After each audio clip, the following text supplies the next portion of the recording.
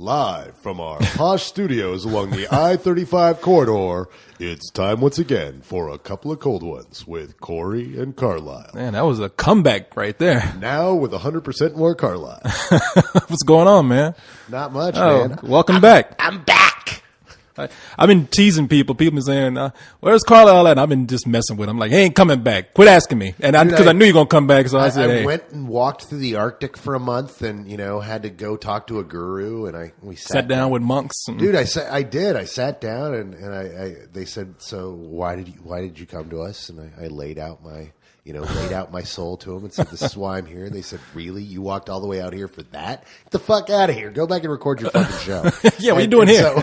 So no, I'm back. I apparently am not good enough for Zen. So here I am. Back. Nothing Zen about this. Nothing Zen about this, baby. No, yes. I mean, you're welcome back. Shit. To Zenless cold ones. A couple of cold ones. No Zen here.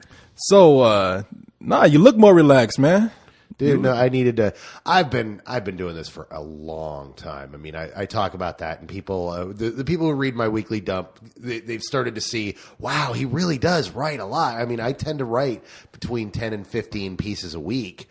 You do that for a long time, and it kind of gets to you, and you're just doing that 60, 70 hours a week, and I just needed to take some time to chill.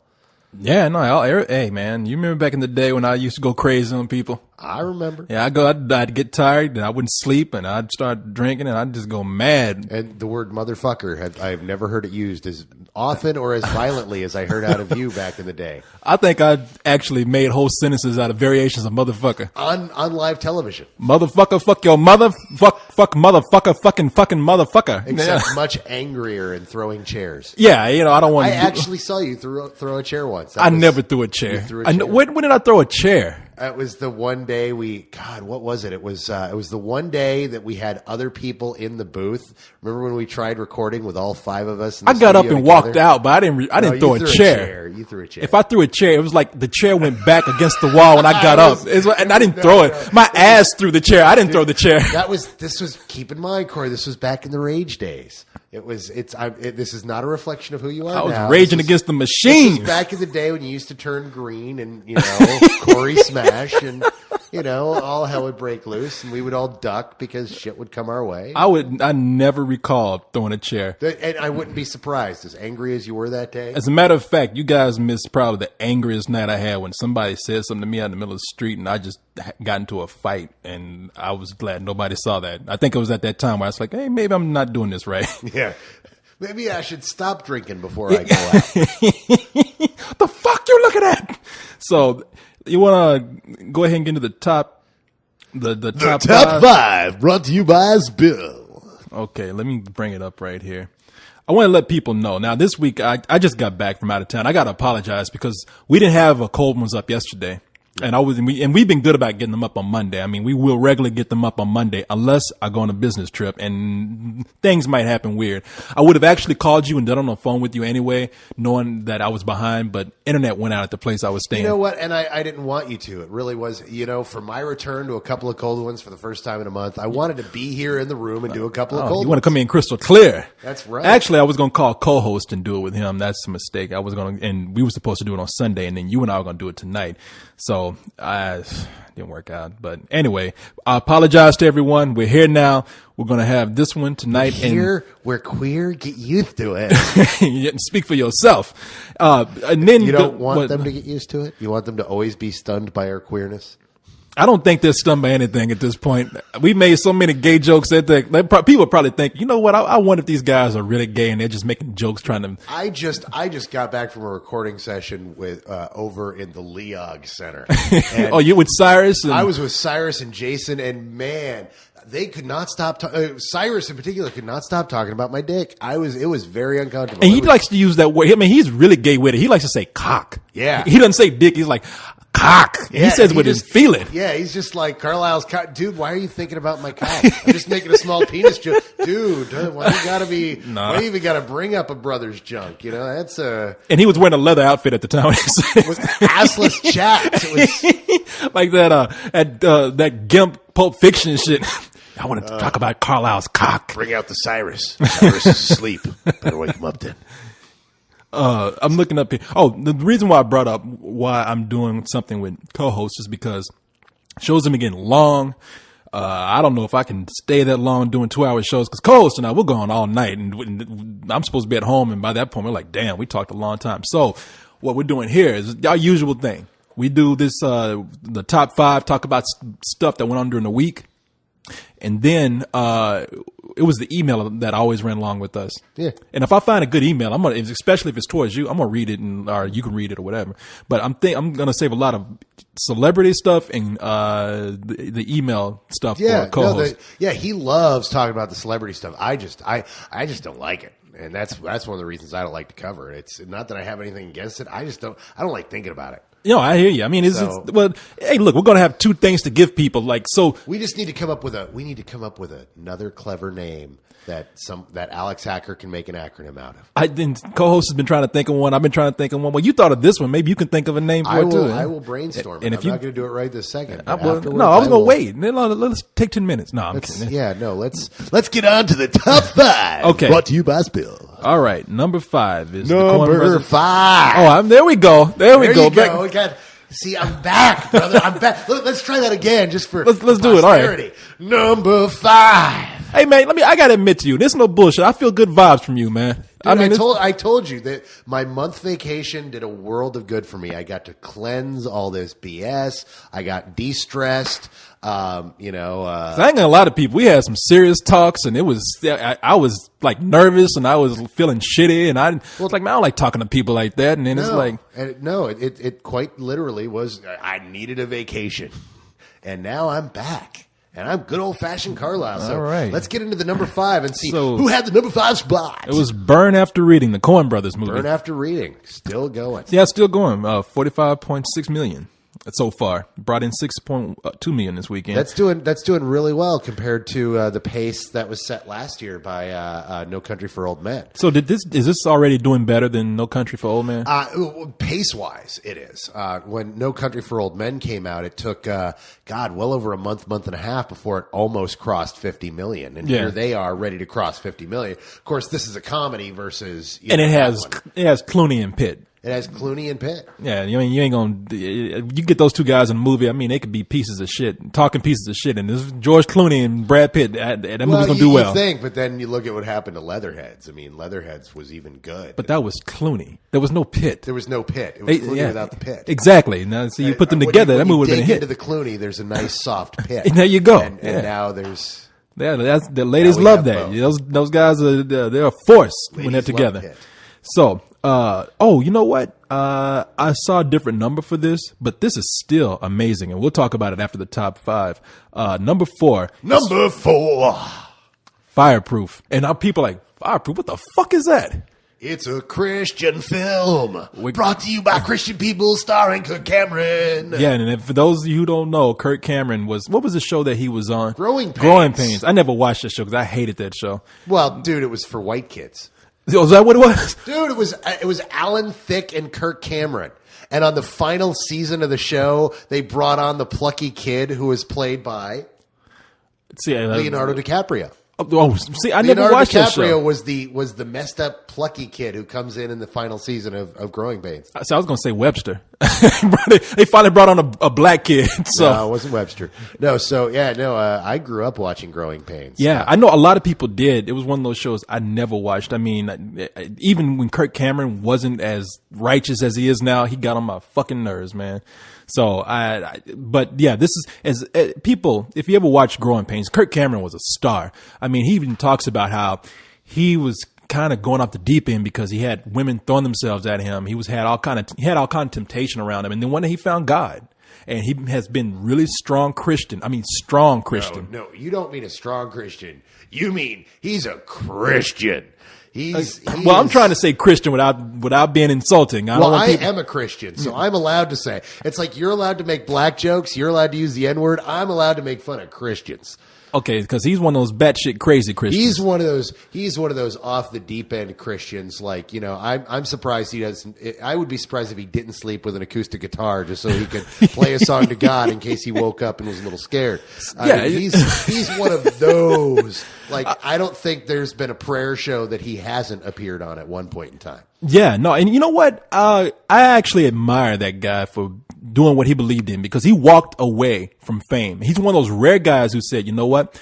I'm pretty much at the peak of my career. In fact, what was that movie that he did? Was it License to Drive?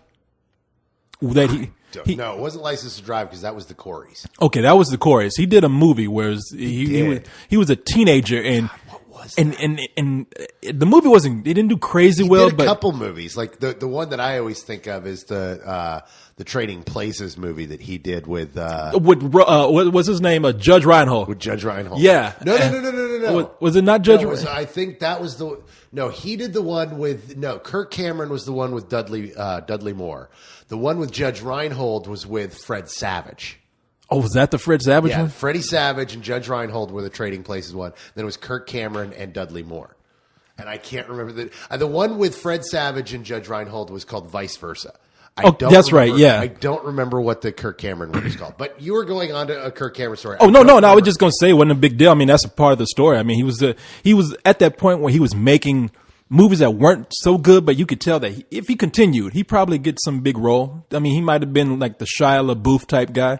And he said, I walked away from all of it because I had to find myself. Now, I think that motherfucker's crazy, but I do admire him for walking away. And you know something? He made a good choice, because shit, this movie, you know what? I'm going to save it for after this. It is a Christian film. Now get this. The movie brought in $6.8 million. Okay. And you know how much the movie cost to make? $500,000. It wouldn't surprise me. Yeah, and we'll, like I said, we'll talk about this afterwards. But anyway, apparently walking away and taking on Christian shit, it makes me wonder, like, was he thinking, shit, I could probably make more profit being a Christian than making some movies? Not at all. But no, the thing is that keep in mind that Kirk Cameron has cred within the Christian community because he made a film that the Christian community loves, which is a big hit on DVD. Was that the Left Behind movies? Yeah. And then they made some sequels, and what was the Mega Code or something like that? That he made some other movies. Was he in Megiddo? I think the Mega Code was one movie. Oh, there was a Mega Code, and then there was Megiddo, a Mega Code 2. Yeah, which was directed by Brian Trenchard Smith, who I've been a big fan of for a long time. Who is that? He's an Australian filmmaker who made exploitation films back in the 70s and 80s. He still makes movies. He's responsible for such films as Stunt Rock and BMX Bandit, Dead End Drive-In, Man from Hong Kong. I remember Dead End Drive-In. Yeah, no, he made all these great trashy exploitation films in the 70s and 80s from Australia. And I have this really weird connection to him. I just finally got to meet him last week, which was cool. Was he in for Fantastic Fest? He was in for Fantastic Fest. And I grew up with his nephews. His nephews were like my best friends in high school. And I haven't seen them for years. And I run into them at the Alamo Draft House. And I'm like, what are you doing here? And they're like, we're here to see our uncle. I'm like, your uncle? Oh, my God, movie? Brian Trenchard Smith is your uncle. That's so weird. And what was his movie that was showing at Fantastic Fest? They were Fest? doing retrospectives okay. of Ozploitation films. There's a great... there's a great documentary called Not Quite Hollywood, which details in full the history of the Australian film movement from the 60s on. And it covers Ozploitation in a big way and all the filmmakers who were influenced by it. So this was a retrospective at... And they were showing a bunch of the Ozploitation films, and 2 of them were his. Oh, nice. Actually, I think they may have showed 3 of his. But they showed a bunch of different classic Ozploitation films, and he came to do them, and he's just the coolest guy because he's an old school cool dude who gets to make exploitation films. And those are the fun movies to make. And he's discovered Nicole Kidman. Yeah, no, I mean he made a lot of fun stuff. He's like the Australian Roger Corman. Roger Corman wouldn't be a good description. Well, Roger Corman discovered. Look, I don't know anything about this guy, but Roger Corman covered all these talented people that made lots of stuff. He's more in line with. God, I'm trying to think of. I'm blanking on exploitation directors at the time, but he's pretty cool. It's just funny because I remember the commercial for Dead End Drive-In when I was a kid. It was like the trailer. It was like they had that thing at the end, that song, Dead End drive-in. Drive-in. So, all right. So we'll talk about Fireproof in a little bit. We'll get to Fireproof. Yeah. Number 3 is Lakeview Terrace. What?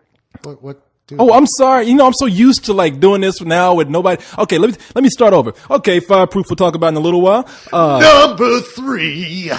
There we go. Well, if that was refreshing. You're like, ah. All right, so that is Lakeview Terrace. Samuel Jackson carrying this movie on his celebrity. I thought the movie was supposed to call Lakeview fucking Terrace. Instead, it's Lakeview motherfucking Terrace. But hey man, have you seen it? I have not, dude. I haven't seen any of the stuff that's in the top 5 this week. I have been locked into festival films for 2 weeks solid. That's right. You did Was the whole this any festival good? thing. You know what? Look, I love. Everybody's going to tell you I went crazy about the movie, not in a good way. I was angry when I saw it, but You had problems with the white men moving into the black neighborhood. Yes, didn't you? well, he wasn't moving into a black neighborhood. He moved into a neighborhood where Samuel Jackson is one of the few black guys. In fact, he's the only real black guy in the neighborhood. They don't show anybody else. But so if anybody's gonna have a problem, they're gonna have a problem with the loudest black man in the world living in a white neighborhood. And so he decides to start picking on. Look, I'm not gonna get into it. You were gone. You missed the whole thing I did about it. I'm uneasy with the movie, but I always said that I was happy that Samuel Jackson was able to like bring this movie in on top on his own because he's the only real big celebrity in the movie. Yeah. So far, it's made $25.7 million, brought in $7 million this weekend. So, good for him, man. I think that goes to prove that Samuel Jackson is now a true celebrity. Oh yeah. I mean, not that he wasn't before, but what was the last movie that he did where he was in it that opened big just based on him? Oh, I don't think he's. Typically, you don't put him as the star of the movie. Exactly. Usually you team him up with someone else and create an uber cast. But yeah, and that's what I'm saying. And this is the first movie. Great. Yeah, so good for him, man. He's one of my favorites. That guy, no matter. Everybody said, "Look, I'm tired of him screaming in every movie." But you know what? That. Yeah, that's what he does. And in this movie, to his credit, he gives a really good performance. I mean, talk about menacing in a fun way because he just fucks with people. They had a thing at Fantastic Fest, an event called 100 Greatest Kills. And it was where people brought their favorite deaths from films and they cut them all together and you just sat and watched 100 people die. Actually more than that, but 100 Greatest Kills. And the minute Sam Jackson walks out in that wetsuit around that tank, the audience went nuts. And it was that was the moment that, see, a lot of people don't like that movie. I love that movie just for that scene. If you haven't seen, what's Deep Blue? Deep Blue. Yeah. And Samuel Sea. Jackson is Deep Blue Sea. He's giving a sentence. A speech. He's coming out saying, "Look, everybody shut up. What we are gonna do is," shark comes out and eats him. Have you ever seen Clerks, the animated series? I've seen some of them. There's an episode where Samuel L. Jackson keeps appearing, and then a shark comes out of nowhere and eats him. Just every time they do the Fonzie thing where Fonzie jumps the shark, and the shark jumps up and eats Samuel L. Jackson. Man, yeah, it's too bad because the movie wasn't that big, but really people watch it for that scene. Cut it off afterwards if you want to. No, that movie's cool because the first time you watch it, you have no idea who's going to live. They totally break conventions with that movie. Yeah. All the characters you think are going to die live, and all the characters you think are going to live, they do something heroic. Like normally in the movie, they do something stupid, but it's heroic, and they end up living as a result. Yeah. They die. Saffron Burrows jumps into the water to save the guy, and the shark just goes, "Yomp." Yeah, no, they kill the finest chick in the movie, and that. Yeah, and we're not ruining anything because it's a stupid movie. It's a stupid fun movie. Well, it was one of those movies where the director, I'm blanking on the name of the guy right now, but he was just like, "Look, we've already seen this movie before. It's called Jaws. So you know what? This time I'm going to show the shark every chance I get. It's just going to be about the shark." And it's one of those movies where anytime an animal is intelligent, the first thing they want to do is kill. Yeah. They want to get back at mankind. That's right. And that's what this movie was. There's sharks, but they're smart. And it's like, oh, come on, give me a fucking break, man. But that leads us into number 2. Knights in Rodanthe, which I'm putting up a review for it tonight. I had a review ready for Friday, but traveling I wanted to see this one, and I actually missed it. Okay, look, I know you are the romantic. It's not even romantic comedy. This is this isn't romantic comedy. This is Nicholas Sparks, and Nicholas Sparks makes movies that make you cry like a bitch. and so this Well, is he writes books. He wrote the Notebook. Notebook, Message in a Bottle, A Walk to Remember, and now this. And this is like pretty much all the sappiness taken from those previous books and films, and pretty much it's siphoned into this. So should they have called it what it looks like it should have been called, which is Old People Fucking? Well, see, they ain't that old. You know, they still, because Diane Lane, she's still hot, I think. That's because anyone who's white and is old is still hot to you. You've got a picture of B. Arthur sitting behind you that you're ready to wax to as soon as I leave the room. Hey, let's. No, I'm not B. Arthur. I want the Girls isn't sitcom. I want the oldest Golden Girl. B. Arthur a little too young for me. But no, the Diane Lane in this movie, she's still hot. I mean, that's the thing about it. You look at Richard Gere and Diane Lane, it's like, okay, you can see why these two people are fucking each other, but still, it's like that. But it is Old People fucking. Okay, yeah. Granted, they're a little older, but I mean, come on, man. This movie is nothing but, okay, I came here because I'm troubled. We're caught in a hurricane. There's nothing for us to do but get naked and have sex with each other. That's what the movie. And we're gonna fall in love in one weekend. After 2 days. I mean, that must have been a good piece of ass for him to just because they write letters back and forth, and it's really sappy, man. I mean, and I like the Notebook. I got made fun of. Is sappy or not? Did it make you cry like a bitch? No. No, it did not. Did the Notebook make you cry? Yes, the Notebook made me cry. And Notebook makes anybody cry. I don't care what make fun of me. I don't give a fuck. My manhood is strong. You cannot the Notebook is the single saddest premise known to man. You even think about the premise. You're sitting there right now and I see your eyes like watering up. You're just like, I'm going to fight it. He read that book to her every goddamn day. No, it's like life was so cruel. But they die together. But see, it's so beautiful. I challenge anybody right now. People gonna look at it and say, I didn't cry, but you fucking cried. You fucking cried. Yeah, and if you didn't, I don't want to know you because you're probably a sociopath that tortures cats. See, in the Notebook, they show you the trailer, and the trailer is the cheesiest thing you've ever seen. They don't tell you what the real deal of the movie is. No, because that's the whole kicker. Yeah, and when I saw that, I was like, I even said to myself, I was like, that's fucked up. Yeah. It's like, love, man. Love will carry them through, and it just doesn't work out that way. Yeah, and I'm like, damn. It's a tearjerker. But Nice and Rodanthe is stripped down to like is bare, cheesy, over romanticized moments, and it's not that great. But hey, Diane Lane still pulling them in. Now you talk about power duo. I guess Richard Gere and her were able to say, hey, people are interested in seeing this. And it did say from the makers of the Notebook. So all that combined together, movie didn't open up that great, $13.4 million. So, but how could it when it was compared to the awesome might of #1, Eagle Eye? Eagle Eye, baby. So did you love Eagle Eye?